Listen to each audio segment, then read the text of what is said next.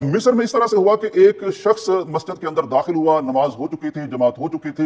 ये शख्स शायद लोगों की नजर में कोई अच्छे किरदार और करैक्टर का नहीं था, यहां तक कि इसके मस्जिद में दाखिले पर लोगों ने एतराज कर दिया और अच्छा खासा उसके साथ झगड़ा मोल ले लिया, धींगा मुश्ती होने लगी। जो आवाज अरबी में मैं सुन सका हूं इस शख्स को मस्जिद में रोकने की, इसे कहा जा रहा है कि शारिबल खम्र, तू शराबी आदमी है, तेरा मस्जिद में क्या काम है, तेरा अल्लाह से क्या ताल्लुक है, नमाज से तेरा क्या काम है, तेरा मस्जिद में दाखिला ही ममनू है। ये बातचीत जारी थी कि अल्लाह ताला भला करे, इमाम मस्जिद तशरीफ लाए। चूंकि वो दीन के स्कॉलर और आलम दीन थे तो उन्हें अंदाजा था कि बंदों का जो अल्लाह से ताल्लुक है उसको अल्लाह ही बेहतर जानता है। उसने लोगों से उस शराबी आदमी को जिसके मुतालिक कहा गया कि ये शराबी है उसको छुड़ाया, उसको मस्जिद में आने दिया। उसने आके मौलवी साहब से इस्तदा की कि मैं बाजमात नमाज अदा करना चाहता हूं।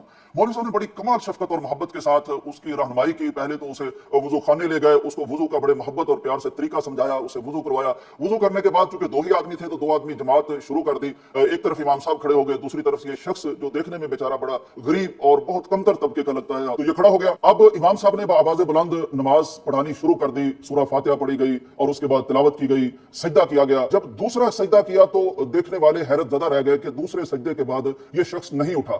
इमाम साहब ने समझा होगा कि ये चूंकि एक मजहूल हाल किस्म का आदमी है तो मैं तो नमाज को मुकम्मल करता हूं।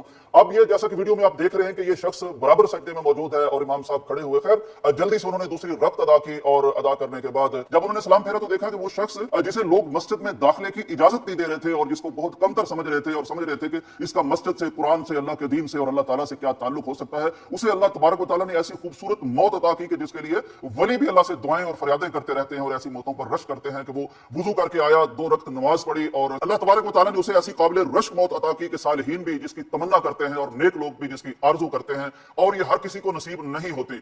नाज़रीन इकराम, मैं उस आलिम दीन और स्कॉलर को भी सलाम पेश करना चाहता हूं कि जिनके दिल में दीन का वो लुत्फ बाकी था, जिनके दीन का वो सच्चा फहम बाकी था और जिसको पता था कि ये जो जाहिरी हुलिये होते हैं, ये जो जाहिरी कैफियतें होती हैं, ये जो गुर्बत और अमारत होती है, ये जो जाहिरी अमाल देख के हम किसी पर फतवा लगा देते हैं, अल्लाह के यहाँ मामलात और ही होते हैं। कुछ मालूम नहीं होता कि किसकी कदर कीमत मेरे अल्लाह के यहाँ क्या है। उन्होंने न सिर्फ जमात के साथ इस शख्स को नमाज का मौका अता किया, वजू के लिए इसकी रहनुमाई की, इसको मस्जिद में आने की इजाजत दी, बल्कि जो आयात तिलावत की इमाम साहब ने वो भी बहुत काबिल गौर है। इससे अंदाजा होता है कि ये इमाम साहब कितने बड़े अजीम स्कॉलर थे। स्कॉलर वो नहीं होता जिसके पास डिग्रियां बहुत ज्यादा हो, स्कॉलर वो होता है जिसे दीन का फहम दिया हो, स्कॉलर वो होता है जो इंसानों का एहतराम जानता हो, स्कॉलर वो होता है जो गुनहगारों से नफरत नहीं करता, गुनाह से नफरत करता है, स्कॉलर वो होता है जो लोगों को, गुनहगारों को अपने सीने से लगाता है, मस्जिद में आने देता है। उसने जो आयात पढ़ी वो भी कमाल का इंतखाब था। आयात ये पढ़ी कि ऐ वो लोगों जो अपनी जानों पर जुल्म कर चुके हो, गुनाह कर चुके हो, खता कर चुके हो, मेरे दर से दूर हो चुके हो और खुद को मुझसे दूर समझते हो, तो तुम अपनी जानों पर इस जुल्म करने के बावजूद मुझसे